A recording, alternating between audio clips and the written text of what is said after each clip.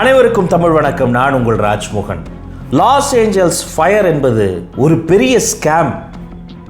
நாஸ்ட்ரடமஸ் சொன்ன ப்ரொஃபிசிஸ் படி நடக்கிறதுங்கிறத விட அதை நடத்துவதற்காக ஒரு கூட்டம் அதில் இருக்கிறதையெல்லாம் இப்போ செஞ்சுக்கிட்டு இருக்கிறாங்க. ஜெண்டர் ரிவீல் பார்ட்டியில் இது பெண் குழந்தையா ஆண் குழந்தையான்னு சொல்வதற்காக வெடிக்கப்பட்ட ஒரு பட்டாசு காட்டு தீயா மாறிடுச்சு. இது காட்டு தீயே கிடையாதுங்க, இது நகரத்தீ. காட்டு தீனா மரங்கள் பற்றி எரியும், இங்கே பில்டிங்ஸ் பற்றி எரியுது. சூறாவளி கேள்விப்பட்டிருப்போம், ஆனால் ஃபயர் டார்னாடோ, நெருப்பு சூறாவளி. இந்த குழந்து விட்டு எரிகிற நெருப்புக்கு நடுவில் ஒரு சூறாவளியும் சேர்ந்து மொத்தமாக ஊரை தரைமட்டமாகிருச்சு. இது நேட்டிவ் அமெரிக்கன்ஸ் பழங்குடி மக்களை அழித்தார்களே, அதோடைய சாபம் தான் இன்னைக்கு ஹாலிவுட்டையே படி வாங்கிருச்சு. இப்படி எக்கச்சக்கமான தியரி இருக்கு. இதையெல்லாம் கன்சாலிடேட் பண்ணி உண்மையிலே என்ன நடந்தது உள்ளபடி தெல்ல தெளிவா எல்லோருக்கும் புரியும்படி பார்த்துடலாம். வணக்கம் and welcome to Rajmohan report. Los Angeles fire என்பது அமெரிக்காவின் பிரச்சனை மட்டும் கிடையாது, உலகத்துக்கே பிரச்சனை. ஆனால் எனக்கு என்ன ஞாபகம் வருதுன்னா, புதிய அதிபர் டொனால்ட் ட்ரம்ப் ஒரு இடத்துல சேலஞ்ச் பண்ணார். காசாக்கு நான் நரகம்னா என்னன்னு காட்டுறேன் அப்படின்னு பஞ்ச் டயலாக் பேசினாரு. நீ காசாவில் நரகத்தை காட்ட வேண்டாம், அந்த லாஸ் ஏஞ்சல்ஸில் நரகம்னா என்னன்னு அமெரிக்காவில் லாஸ் ஏஞ்சல்ஸில் கலிஃபோர்னியாவில் காலம் உனக்கு காட்டிருச்சுன்னு தான் எல்லாரும் சொல்கிறாங்க. இந்த லாஸ் ஏஞ்சல்ஸ்ன்ற பகுதி இருக்கு பாருங்க, இதுவே ஒரு மர்மமான பகுதிங்க. இது பூர்வக்குடி மக்கள் பழங்குடி மக்களினுடைய மண்ணாக இருந்தது. ரெண்டு நாட்டில் இருந்து உள்ள வந்தானுங்க, ஒன்று ஸ்பெயின், இன்னொன்று இங்கிலாந்து. ஸ்பெயின்ல இருந்து வந்தவங்களாம் அந்த பூர்வக்குடி மக்களை பிடித்து அழித்து அவங்க லேண்ட் அபகரிக்கிறாங்க. இங்கிலாந்துல இருந்து வந்தவங்க, அதுதான் அவர்களினுடைய வாழ்நாள் லட்சியமே, உலகம் ஃபுல்லாக போய் அந்த ஊரை மண்ணை மலடாக்கி மக்களை அடிமையாக்குவாங்க. பின்பு கொஞ்சம் கொஞ்சமாக அங்கே இருக்கக்கூடிய இடங்களை வேலை செய்வதற்காக ஆப்பிரிக்கா போன்ற பகுதிகளில் இருந்து அடிமைகளை, எப்படி விலங்குகளை வேட்டையாடுறாங்களோ அப்படி அடிமைகளை வேட்டையாடி கொண்டு வந்தாங்க. இந்த லாஸ் ஏஞ்சல்ஸ் பகுதியில் ஹாலிவுட் எப்படி வந்தது? Thomas Alva Edison. எடிசனை பொறுத்த வரைக்கும் எக்கச்சக்கமான பேட்டர்ன்ஸ் வச்சுருந்தாரு. அதில் ஒன்று கேமரா. இந்த கேமராவை பயன்படுத்தி யாரெல்லாம் படம் எடுக்கிறீங்களோ, யாரெல்லாம் மூவி எடுக்கிறீங்களோ, அத்தனை பேரும் எடிசனுக்கு பேட்டனுக்கு காசு கட்டிக்கிட்டே இருக்கணும். யோசிச்சு பாருங்க, இப்போ பாகுபலி எடுத்தது ஒவ்வொரு பார்ட்டுக்கும் எடிசனுக்கு நம்ம காசு கட்டிக்கிட்டே இருந்தால் என்ன ஆகும்னு யோசிச்சு பாருங்க. அதையும் மீறி இவர் தொல்லை தாங்க முடியாமல் கேமராவை தூக்கிட்டு ஊரை விட்டு வெளியில் ஓடி அவுட்ஸ்கட்ஸ் ஆஃப் சிட்டின்னு சொல்லுவாங்களே, அப்படி வெளியில் போனவங்களாம் சினிமா எடுப்பதற்காக தங்கின இடம்தான் லாஸ் ஏஞ்சல்ஸ். அந்த பகுதி, அது உட்ஸ் அப்படின்னா காடுன்னு அர்த்தம். மரங்கள் நிறைந்த பகுதி, சின்ன சின்ன மலைகள் நிறைந்த பகுதி. அந்த உட்ஸ் பகுதியில் போய் அவங்க சேர்ந்த இடம், அந்த உட்ஸ் தான் ஹாலிவுட்டாக மாறிச்சு. சரி, ஒரு பக்கம் ஹாலிவுட்டில் டைரக்டர்ஸ் போய் தங்க ஆரம்பித்தாங்க, ஃபிலிம் மேக்கர்ஸ் தங்கினாங்க. அவங்க கிட்ட எப்படியா சான்ஸ் வாங்கணும்னு ஆக்டர்ஸ் போய் தங்கினாங்க. இந்த பக்கம் லாஸ் ஏஞ்சல்ஸை பொறுத்த வரைக்கும் படிப்படியாக வளர்ந்தது, வானுயர்ந்த கட்டிடங்கள் எல்லாமே வந்தது. இந்த நெருப்பு எப்படி வந்தது? அதுதாங்க $1 மில்லியன் கொஸ்டின்.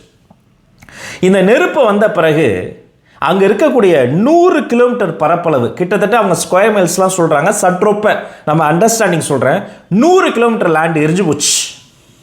சென்னையில் ஆரம்பிச்சிங்கன்னா திருவள்ளூர் வரைக்கும், இந்த பக்கம் வாங்கலேன், சென்னையில் ஆரம்பித்து மவுண்ட் ரோடில் ஆரம்பித்து செங்கல்பட்டு தாண்டி நம்ம இந்த மேல்மருவத்தூர் தாண்டி அவ்வளோ பெரிய நிலப்பரப்பாக அழிஞ்சு போச்சுன்னா, எரிஞ்சு போச்சு. பில்டிங் எரிஞ்சு போச்சு, உடைமைகள் எரிஞ்சு போச்சு, எல்லாமே நாசமாக போச்சு. இது எப்படி நடந்ததுன்னு சொல்கிறதுக்கு முன்னாடி இதோடைய இம்பேக்டை நீங்கள் புரிஞ்சுக்கணும். அவ்வளோ ஸ்ட்ராங்கான இம்பேக்ட். இதை போன்ற இடத்துல ஒரு முக்கியமான நினைவூட்டல் நான் அடிக்கடி சொல்கிறது தான் இன்சூரன்ஸ். அன்ஃபார்ச்சுனேட்லி இந்தியாவில் வெஹிக்கல் இன்சூரன்ஸ் போடுற நமக்கு இன்சூரன்ஸ் போட மாட்டோங்க. ஒரு பைக்கையே இன்சூரன்ஸ் போட்டு பாதுகாக்கணும்னா நம்ம வாழ்க்கையை பாதுகாக்க வேண்டாமா? குடும்பத்தின் பணம் சம்பாதிக்கும் உறுப்பினர் ஏர்னிங் மெம்பருடைய லாஸ் வந்துருச்சுன்னா அந்த குடும்பத்துடைய நிலைமை என்ன ஆகும் யோசிச்சு பாருங்க. அப்போ ஃபியூச்சரை பிளான் பண்ணணும்னா நீங்கள் ஏர்னிங் மெம்பராக இருந்தால் உங்கள் குழந்தையின் வருங்கால படிப்பு செலவு, அப்பா அம்மாவுடைய மருத்துவ செலவு, வீட்டிற்கான வளம் எல்லாத்தையும் கருத்தில் கொண்டு உடனே தயவு செஞ்சு ஒரு டேர்ம் இன்சூரன்ஸை எடுத்துருங்க. அதுதான் நல்லது. மாதம் $600 $700 செலவு பண்ணால் போதும். அப் டு $2 கோடி வரைக்குமான கவரேஜ். அந்த ஏர்னிங் மெம்பருக்கு ஒரு லாஸ் வந்துருச்சு, அந்த குடும்பத்துக்கு போய் அவங்களுடைய கனவுகளை பாதுகாக்குங்க. அதற்கான லிங்க் என்னுடைய டிஸ்கிரிப்ஷன் அண்ட் பின்டு கமெண்ட்டில் இருக்குது. அதை கிளிக் பண்ணுங்கள். உங்களுடைய டீட்டெயில்ஸ்லாம் அதில் ஃபில் பண்ணுங்கள். உடனே உங்களுக்கு 51+ இன்சூரன்ஸ் பார்ட்னர்ஸோடைய அந்த பாலிசிலாம் வரும், நீங்கள் கம்பேர் பண்ணி பார்க்கலாம். அது மட்டும் கிடையாதுங்க, உங்களுக்கு 24/7 கிளைம் அசிஸ்டன்ஸும் இருக்குது.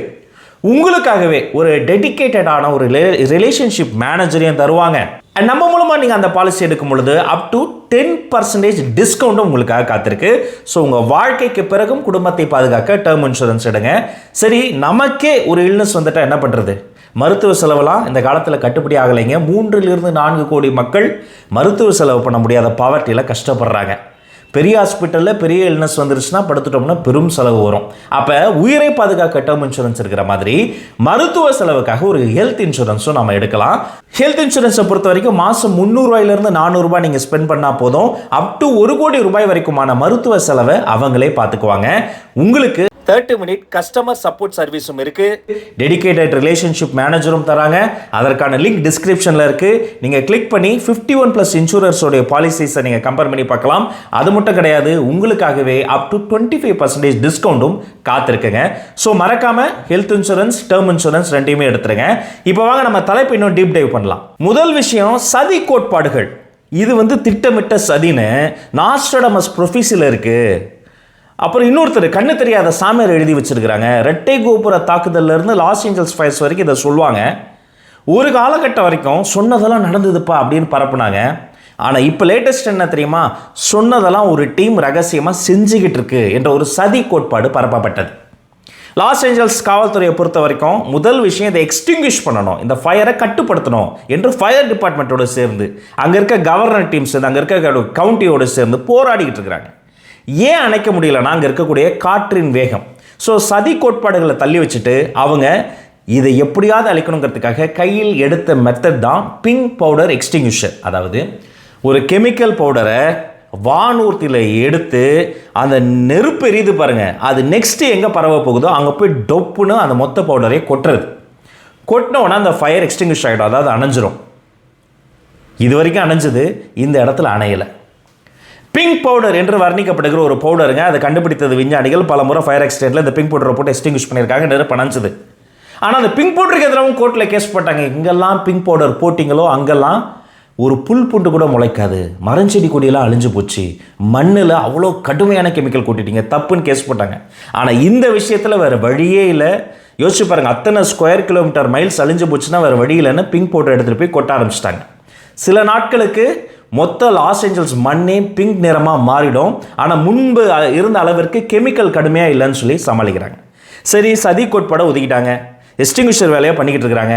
எல்லா ஃபயர் இன்ஜினுடைய வாட்டர் பாடியும் முடிஞ்சிருச்சு. ஏன் இவ்வளோ போராட்டம், தண்ணி என்னாச்சு? வாங்க இப்போ தான் 3வது விஷயம்.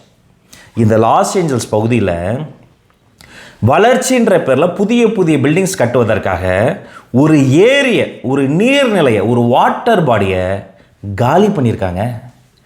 சம்பவம் நடப்பதற்கு சில மாதங்களுக்கு முன்பு அங்கிருந்து ஒரு பிரம்மாண்டமான ஒரு பெரிய நீர்நிலையை உறிஞ்சி எடுத்து இவங்க பில்டிங் கட்டினாங்க. இப்படிப்பட்ட ஒரு அனர்த்த சூழ்நிலையில் பேரிடர் காலகட்டத்தில் அந்த நீர்நிலை இருந்திருந்தால் எவ்வளோ சப்போர்ட்டாக இருந்திருக்கும். இல்லை எங்களுக்கு வளர்ச்சி தான் முக்கியம், பில்டிங் கட்டினாங்க. கட்டின பில்டிங்கும் சேர்ந்து கொழுந்து விட்டு எரிஞ்சு போச்சு. ஏன் லாஸ் ஏஞ்சல்ஸில் ஃபயர் டிபார்ட்மெண்ட்டில் தண்ணி பத்தாமல் போச்சுன்னா தண்ணியை வைத்திருந்த நீர்நிலையை அவங்க உறிஞ்சி ராட்சத பைப்புகள் வச்சு உறிஞ்சி கெடுத்துட்டாங்க.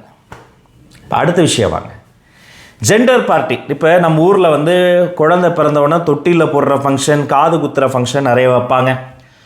மேலை நாடுகளில் பாப்பா எந்த ஜெண்டர்னு பேரண்ட்டுக்கு தெரியும், ஃபேமிலி ஃப்ரெண்ட்ஸுக்கு தெரியாது, மொத்த பேரையும் வச்சு ஒரு பார்ட்டி வைப்பாங்க.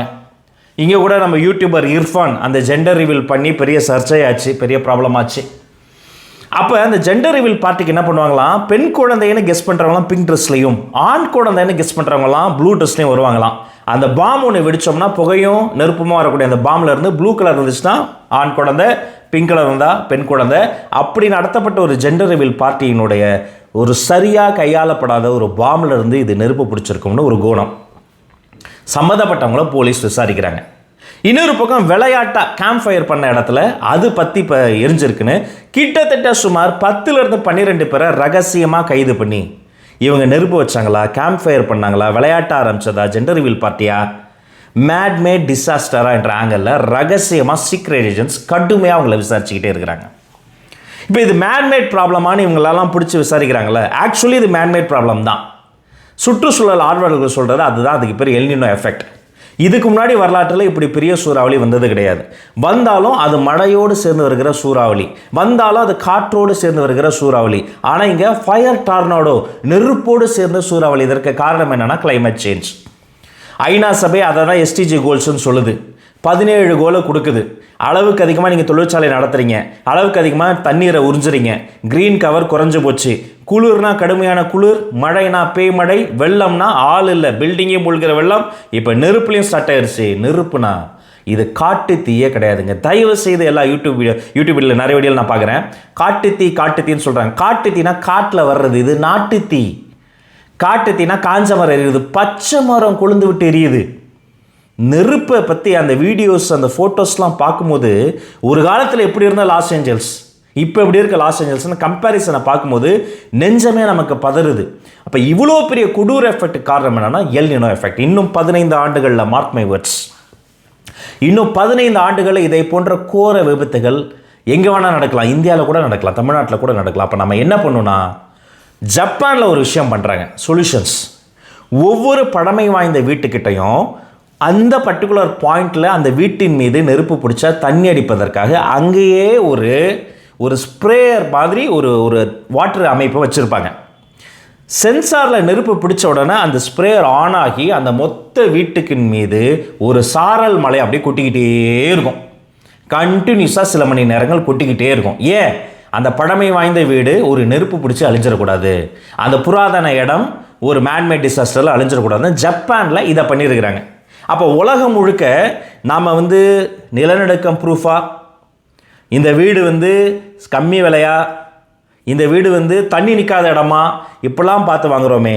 நெருப்பு ரொம்ப ரொம்ப மோசமான ஒரு ஆக்சிடெண்ட்டை ஏற்படுத்துங்க. இது ஃபயர் ப்ரூஃப் வீடா? அது என்னப்பா வாட்டர் ப்ரூஃப் வீடு தெரியும், ஃபயர் ப்ரூஃப் வீடானா ஒரு நெருப்பு பிடிச்சா இவாக்குவேஷன் எப்படி நடக்கும், எக்ஸிட்டுக்கு சரியான முறை இருக்கா, அப்பார்ட்மெண்ட்டாக இருந்தால் ஃபயர் சென்சார்ஸ் இருக்கா, ஒரு இடி விழுந்தால் தாங்கக்கூடிய இடிதாங்கி இருக்கா, இவ்வளோத்தையும் பார்த்து தான் இனிமேல் நம்ம இதை பண்ணணும். வீடு வாங்கணும், வீட்டை கட்டணும். குறிப்பாக நகரங்களில் இருக்கவங்க, குறிப்பாக ரொம்ப கன்ஜஸ்டடாக இருக்கக்கூடியவங்க, அவங்களாம் பார்த்து தான் இனிமேல் வாங்கணும். இந்த கொடூர சுச்சுவேஷனுக்கு நடுவில் இன்னொரு விஷயங்க, மனிதனுடைய மனசை பாருங்கள். இந்த லாஸ் ஏஞ்சல்ஸில் உயிர் தப்பிச்சா போதுன்னு பெரிய பெரிய நடிகர்கள், டைரக்டர்ஸ்லாம் ஊரை விட்டு ஓடுறாங்க. அதுக்கு நடுவில் திருடங்க, கொள்ளைக்காரங்க, எரியிற வீட்டில் எதை பிடுங்கினா லாபம்னு பார்ப்பான்னு சொல்லுவாங்க இல்லையா, எரியிற லாஸ் ஏஞ்சல்ஸ் வீட்டுக்குள்ளார நுழைஞ்சு கொள்ளை அடிச்சுக்கிட்டு இருக்காங்க. கோடீஸ்வரங்க வீட்டில் மட்டும் கிடையாது, சாதாரண மக்களின் வீட்டில் கூட உள்ளே நுழைஞ்சி கிடைச்சதெல்லாம் பணம் பொருள் எல்லாத்தையும் தூக்கி கொள்ளடிக்கிறது. அங்கே அவங்கள பிடிக்கவே முடியல, சட்டம் ஒழுங்கு சீர்குலைஞ்சு போயிருக்கு. நம்ம ஊரில் கூட வெள்ளம் வந்த வீட்டில் போய் உள்ளே கிடைச்சதையெல்லாம் லாபம்னு தூக்கிட்டு போன கேஸ் 1-2 தான் பார்த்தோம். ஆனால் அமெரிக்கா சர்வ வல்லரசு, வளர்ந்த நாடு, இந்த மார்ஸுக்கு போகிறார் எலான் மஸ்கோட சேர்ந்து டொனால்ட் ட்ரம்ப் மூலமாக அனுப்புகிறவங்கன்னு சொல்கிறாங்க. ஆனால் இன்னும் வெட்டு குத்து, கையில் துப்பாக்கி வச்சுக்கிறது, குழந்தைகளுக்கு எதிரான வன்முறை, மற்ற நாடுகள் மீதான விஷயங்களை திணிக்கிறது, அதற்கு நடுவில் நெருப்பு பிடித்த இடத்துல போய் திருடி திங்கிறதுனா உண்மையிலே வளர்ந்த நாடுன்னு இதுக்கப்புறம் அமெரிக்காவை சொல்ல முடியுமான்னு எனக்கு தெரியலைங்க. இந்த லாஸ் ஏஞ்சல்ஸ் ஃபயர் என்பது ஒரு மிகப்பெரிய ஒரு வேக்கப் கால். நம்ம சுற்றி இருக்கக்கூடிய மற்ற நாடுகள்லாம் இனிமேட்டாவது அலர்ட்டாக இருக்கணும். இந்த சம்பவத்தை பொறுத்த வரைக்கும் சரியான உயிரிழப்பு எண்ணிக்கை சற்றொப்ப அது 25 தாண்டி இருக்கும்ன்றாங்க. இன்னும் அதிகமாக இருக்குங்கிறது நம்முடைய ஒரு கணிப்பாக இருக்குது. இன்னும் சரியான முறையான அந்த ஃபுல் ப்ராப்பர் எக்ஸ்டிங்விஷன் முடிந்த பிறகு, அதாவது தீ அணைத்து முடித்த பிறகு, இந்த சம்பவத்தை குறித்த சரியான $1 பில்லியன் பாதிப்பு இப்போ கணக்கிடுறாங்கல்ல, மிக துல்லியமான பாதிப்பு எவ்வளோங்கிறதையும் நம்ம கொண்டு கேஸ் ஸ்டடியை நம்ம க்ளோஸ் பண்ணணும். ஸோ லாஸ் ஏஞ்சல்ஸ் ஃபயரை பற்றி தெரிஞ்சுக்கணும்னு நினைக்கிறவங்களுக்கு, இந்த விஷயத்தை சுருக்கமாக தெரிஞ்சுக்கணும்னு நினைக்கிறவங்களுக்கு ஷேர் பண்ணுங்கள். வேறு எதை குறித்து பேசலாம் சுட்டி காட்டுங்க, உங்கள் கருத்துக்களை கமெண்ட்ஸில் தெரியப்படுத்துங்க. நான் வீடியோவின் ஆரம்பத்தில் சொன்னதை போலவே உங்களுக்காகவே ஒரு டேர்ம் இன்சூரன்ஸும் ஹெல்த் இன்சூரன்ஸும் காத்திருக்கு. அதற்கான லிங்க் டிஸ்கிரிப்ஷன் அண்ட் பின் கமெண்ட்டில் இருக்குது. அதை கிளிக் பண்ணி டேர்ம் இன்சூரன்ஸ் எடுத்து நமது காலத்துக்கு பிறகு குடும்பத்தையும், ஹெல்த் இன்சூரன்ஸ் எடுத்து நம்முடைய பர்சனல் ஹெல்த்துக்கான அந்த செலவையும் நீங்கள் காப்பாற்றுங்க. உலக துணை பேருக்கும் நல்லதே நடக்கட்டும், நலமே சொல்லட்டும் மக்களை. நன்றி, வணக்கம்.